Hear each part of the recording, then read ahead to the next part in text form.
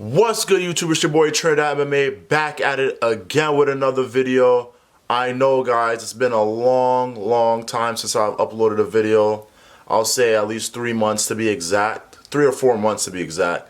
I've been busy, but I could have made time for YouTube, and I did other things like train. I do train kickboxing at least 3 to 4 times a week. I recently bought a house. I work a full-time job. My job has been very fucking hectic recently, but it's kind of slowing down. And I really do love this YouTube shit. And I've been grinding since fucking college, since freshman year in college. And I've had this channel for at least 7 years now. And I'm just gonna be consistent. I've said it before. I'm back to stay. And I've missed a lot of fights that I should have predicted on. I missed tons of fights. Even the fight that's going on this weekend, Darren Till and Derek Brunson, should have predicted that. It's too late now. Alex Pereira versus Artem Voitov, part 2. I did part 1. I should have predicted that. So it is what it is. It's the past. Let's not dwell in the past. Let's just move on and just keep going. So today we're going over UFC 266. Am I right? Yep, UFC 266. Alexander Volkanovski versus Brian Ortega, fighting for the featherweight championship of the world. Even though Max fucking beat Alexander Volkanovski in their second fight, he got robbed. We all know who the real featherweight champ is. Max literally beat both of them already. So it is what it is. This fight card is pretty fucking stacked. The return of Nick fucking Diaz. You're not a real fucking UFC fan if you don't like Nick Diaz, or if you don't know who Nick Diaz is. He's truly a fucking legend. He's been fighting forever, and the fight he comes back and fight is against Robbie Lawler when he was just making a name for himself in the UFC. When he fought Robbie Lawler, he was a Brazilian jiu-jitsu guy. People didn't think Nick Diaz had hands. They thought he was just a jiu-jitsu guy, and he came out there and knocked out Robbie Lawler. While Robbie Lawler was like, I believe 19, Robbie Lawler with a full head of hair. Robbie Lawler was a fucking monster, and he came out and knocked out the striker. So I'm super excited for this card. I can't fucking wait. There's a lot of good fights. My favorite female fighters on this card, Valentina Shevchenko going up against Murphy. Poor Murphy. But let's get down to this fucking card, man. Let's go through. I'm just going to go through 4 fights, the 4 fights that everybody really want to see anyway. So let's start off with Curtis Blaydes versus Georginio Rozenstruik. Georginio's coming off of a win. Curtis is coming off of a devastated loss. Curtis is a good wrestler, but he doesn't mix it up properly. He's the type of guy to just fucking shoot for a takedown and not mix in punches with it. Or even try. Or it's Curtis Blaydes, man. If he just gets everything together, gets a good head coach, he could be heavyweight world champion. But it's not gonna, that's not gonna fucking happen. What am I fucking talking about? Francis Ngannou, Cyril Gane, all these other guys, no. Curtis Blaydes is a good fighter, but he just doesn't know how to mix it up properly. My honest prediction, I see Curtis Blaydes dominating this fight with his wrestling. He's been knocked out in the past because of his wrestling, but those are just learning experience. You fail. Eventually, you're gonna fucking smarten up and be a little smarter with your wrestling. Yeah, so I've gone on too long enough on this fight. Curtis Blaydes is gonna be by decision. Yeah, Curtis Blaydes, 3-round fight, decision. Let's get into the next one. This is what all the UFC diehard fans are looking forward to. Nick Diaz versus Robbie Lawler, part 2. The first fight, shit, was at least 10 years ago, dude. At least. I'm not going to check it up. Look it up yourself, guys. But it's been a long time since the first fight. Robbie Lawler had hair. Nick Diaz was just a jiu-jitsu guy, like I said. And it's tough to call this fight because we haven't seen Nick fight since Anderson Silva, which was years ago. But, man, these flies are killing me, dude. These flies are killing me. I just made lunch for Friday and Saturday.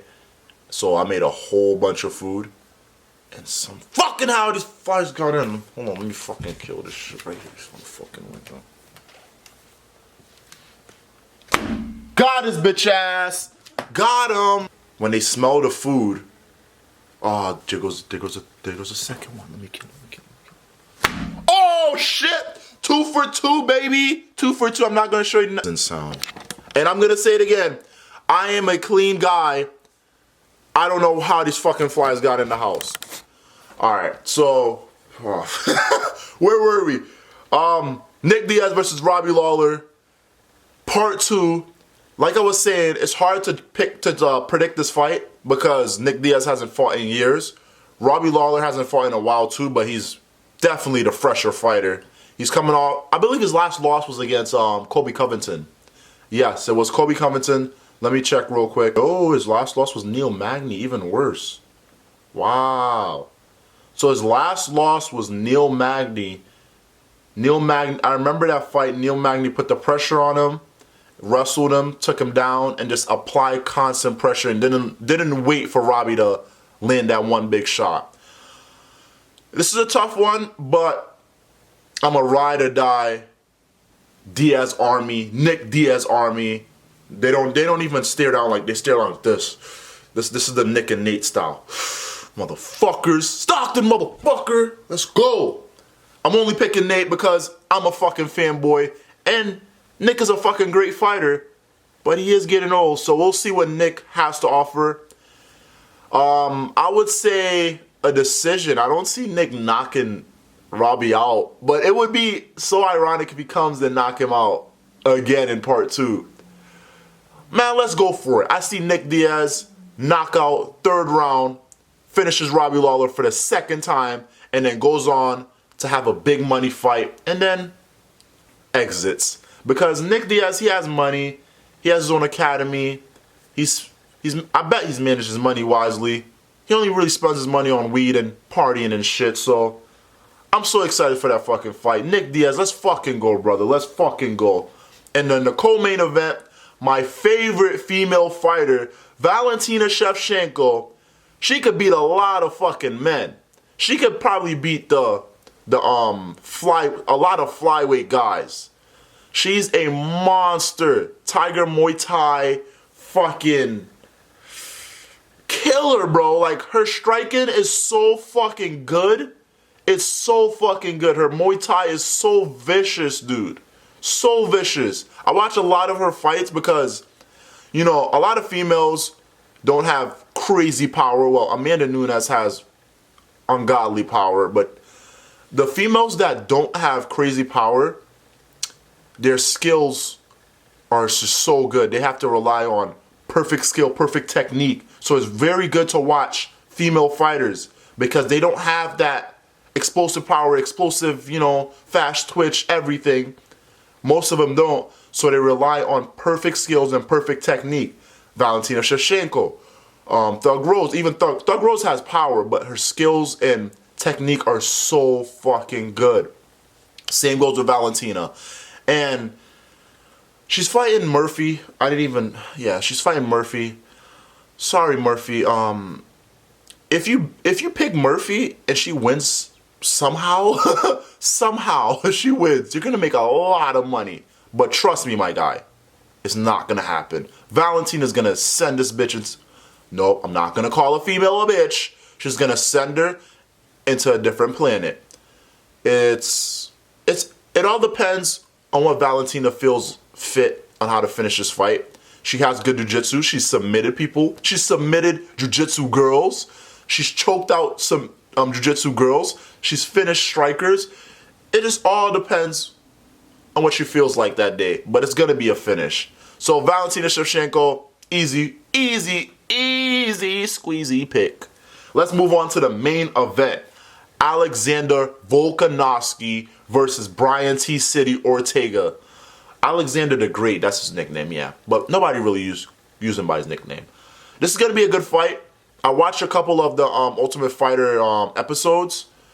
They don't hate each other, but at the end, towards the end of the show, they started like not being able to stand each other. They were talking mad shit on their fucking ESPN interview, and it built up the fight. It built up the fight a lot more, and I'm glad Dana actually put them to the Ultimate Fighter, because it actually caused a little bit of tension between the guys and made the rivalry a little more serious. Brian is coming off of a spectacular win against the Korean Zombie, where Brian looked I'm not even gonna try. But yeah, he came off a spectacular win against the Korean Zombie, came out there looking like a fucking seasoned Muay Thai striker when he is known for his jiu-jitsu. He has good striking, not great striking, but now he's added that great striking into it. He's not a guy with power or anything, but he added great striking into it. Mixed it up with his great jiu-jitsu already. Brian is not the type of guy to take a guy down. You take him down and then he goes off for his back. Then he tries to submit you. Or he'll Cub Swanson you where he'll jump on your fucking neck. If he sees the opportunity to finish you with a submission, he would definitely take it. Alexander Volkanovski, he is good all over. Good wrestler, good striker, good jiu-jitsu guy. And if you want to be a champion, you have to be good everywhere. Alexander has all the tools in the tool shed, and it's always good to be good at everything. Mixed martial arts, it requires so much. The tool shed, the tool kit has to be full. And as much as Max Holloway's my favorite UFC fighter, I do respect Volkanovski. He's a good fucking fighter. He did win that first fight against Max. I'm not gonna be biased. He won that first fight against Max. He was smart, and he chopped them legs.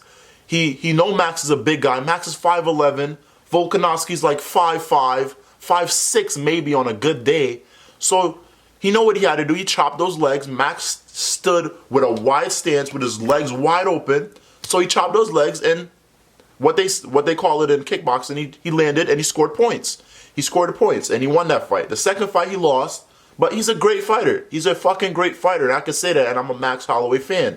But he didn't win the second fight. The way I see this fight going, although, let's get into the prediction. I see Volkanovski mixing it up, being very cautious if he tries to take Brian down. In terms of not trying to advance too much. Or just get to a dominant position and hold him there. Don't try to move around too much on the ground with Brian, because his jiu-jitsu, man, is so fucking good. So fucking good. Let me know what you guys think, man. I'm back. Trust me, I'm fucking back. And let's go.